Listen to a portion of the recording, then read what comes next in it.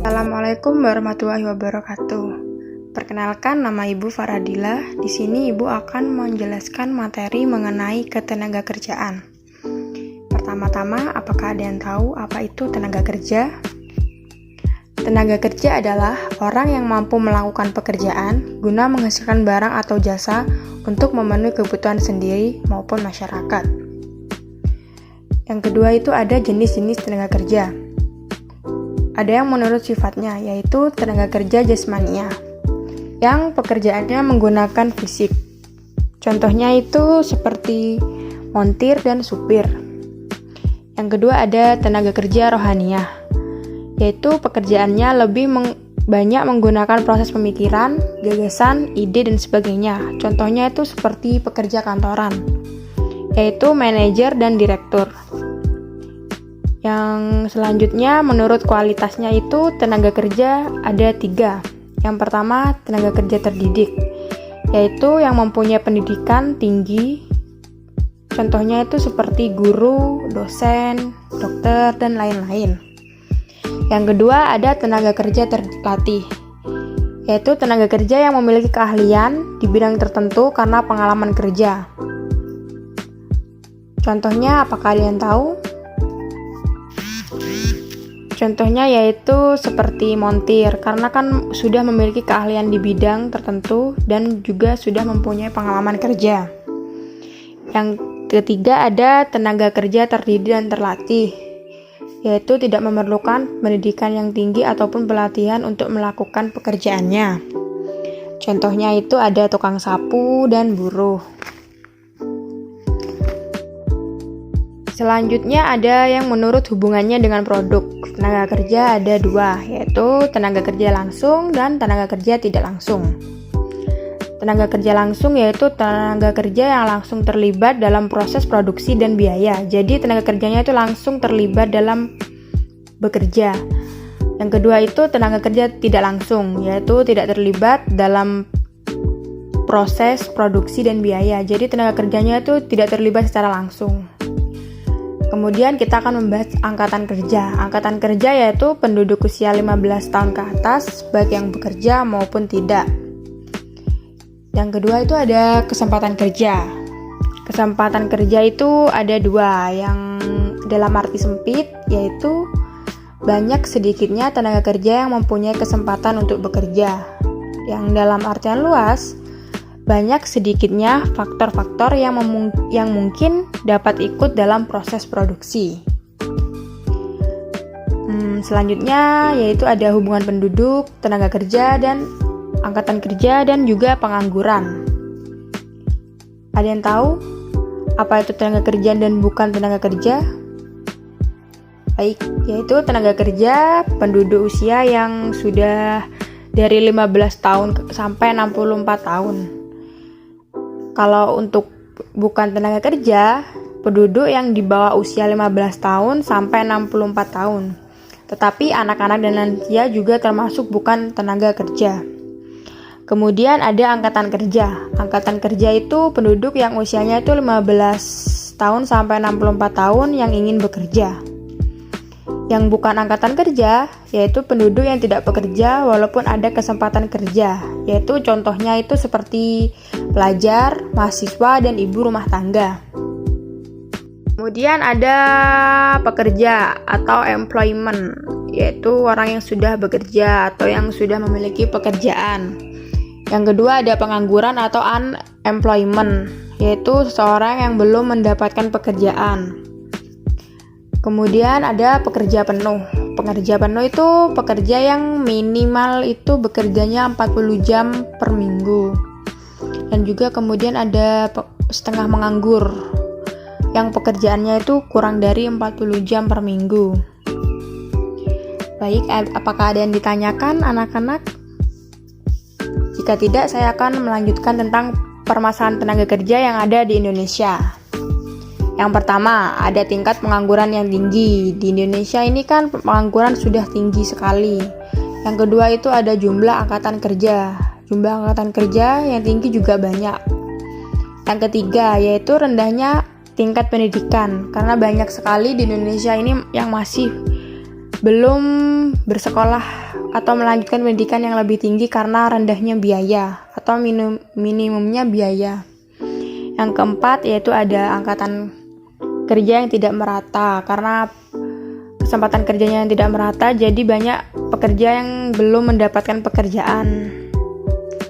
Kemudian ada di sini saya akan membahas pengangguran. Pengangguran yaitu penduduk yang tidak bekerja atau belum bekerja tapi sedang mencari pekerjaan. Adapun jenis-jenis pengangguran menurut sebab-sebabnya, yaitu ada yang pertama ada pengangguran musiman. Pengangguran musiman adalah pengangguran yang biasa terjadi di sektor pertanian, di mana banyak petani yang menganggur karena telah usai masa panen dan menunggu masa panen berikutnya. Contohnya ya petani tersebut.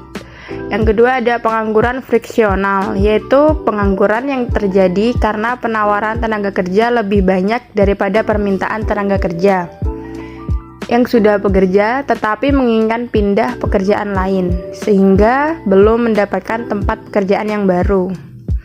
Yang ketiga ada pengangguran karena upah terlalu tinggi. Artinya pengangguran yang terjadi karena pekerja atau pencari kerja menginginkan adanya upah atau gaji terlalu tinggi, sehingga para pengusaha tidak mampu untuk memenuhi keinginan tersebut. Selanjutnya ada pengangguran struktural, yaitu pengangguran yang terjadi karena terdapat perubahan struktur kehidupan masyarakat. Misalnya dari agrarisme menjadi industri. Oleh sebab itu, banyak tenaga kerja yang tidak memenuhi kriteria yang disyaratkan perusahaan. Yang kelima, ada pengangguran voluntari, yaitu pengangguran yang terjadi karena seseorang yang sebenarnya masih mampu bekerja, tetapi secara sukarela tidak mau bekerja dengan alasan merasa sudah mempunyai kekayaan yang cukup. Yang keenam, ada pengangguran konjungtur atau siklis. Pengangguran yang berkaitan dengan turunnya kegiatan perekonomian suatu negara. Ini adalah beberapa contoh dari pengangguran menurut sebabnya. Ini contoh gambarnya. Selanjutnya ada dampak pengangguran. Yang pertama itu pendapat nasional menurun. Yang kedua, pendapatan per kapita menjadi rendah. Yang ketiga, produktivitas tenaga kerja juga rendah. Yang terakhir juga ada upah yang rendah. Cara mengatasinya yaitu yang pertama, menciptakan kesempatan kerja, menumbuhkan usaha-usaha baru, meningkatkan keterampilan kerja, dan yang terakhir meningkatkan kualitas tenaga kerja. Selanjutnya saya akan membahas tentang sistem upah. Ada yang tahu apa itu upah? Upah adalah kompensasi yang diberikan pekerja karena telah memberikan tenaganya kepada perusahaan. Macam-macam sistem upah, yaitu ada 8. Yang pertama ada upah menurut waktu. Upah menurut waktu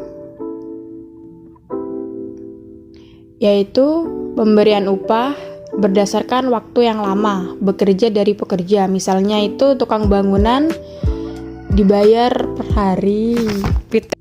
Misalnya itu tukang bangunan dibayar per hari itu 150.000. Bila dia bekerja 10 hari, maka akan dibayar 1.500.000.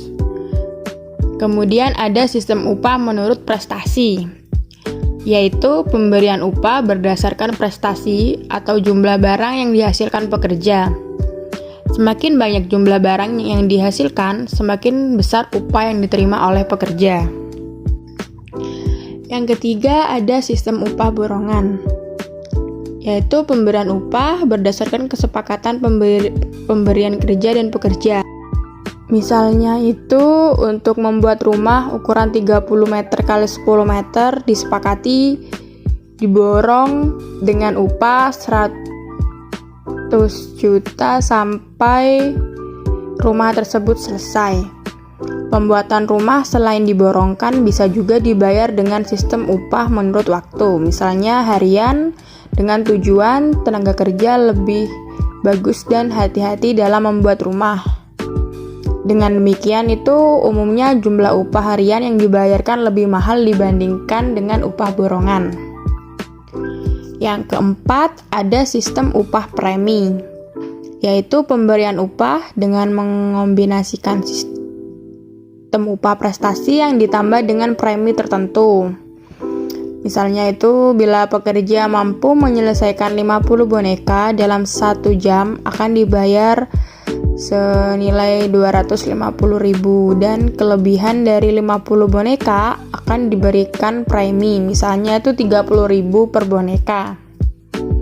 Apabila seorang pekerja mampu membuat 70 boneka, dia akan menerima 250.000 ditambah 30.000 dikali 20, jadi totalnya itu ada 850.000. Yang kelima, ada sistem upah partisipasi, yaitu pemberian upah khusus berupa sebagian keuntungan perusahaan pada akhir tahun buku. Upah ini merupakan bonus atau hadiah. Jadi selain menerima upah seperti biasa, pada sistem upah ini pekerja akan menerima sejumlah upah lagi setiap akhir tahun, atau yang disebut juga dengan bonus. Yang keenam, ada sistem upah mitra usaha, yaitu pemberian upah seperti sistem upah bonus. Bedanya upah tidak diberikan dalam bentuk uang tunai, tetapi dalam bentuk saham atau obligasi. Yang ketujuh, ada sistem upah indeks biaya hidup, yaitu pemberian upah yang didasarkan pada besarnya biaya hidup. Semakin naik biaya hidup, semakin naik pula besarnya upah yang diberikan. Yang kedelapan, ada sistem upah skala berubah, yaitu pemberian upah berdasarkan skala hasil penjualan yang berubah-ubah. Apabila hasil penjualan bertambah, jumlah upah yang diberikan juga bertambah. Demikian pula sebaliknya. Baik, apakah ada yang ingin ditanyakan? Jika tidak, Ibu akan melanjutkan dengan memberikan kuis.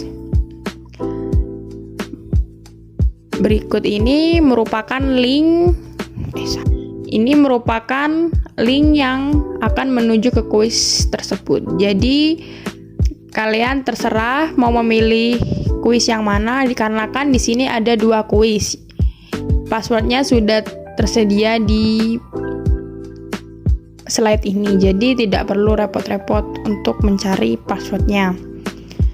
Jadi jika sudah selesai mengerjakan, nanti Ibu akan tahu siapa saja yang sudah Nanti jika sudah mengerjakan, di layar Ibu akan muncul siapa saja yang mengerjakan dan prestasi dari kalian yang sudah mengerjakan.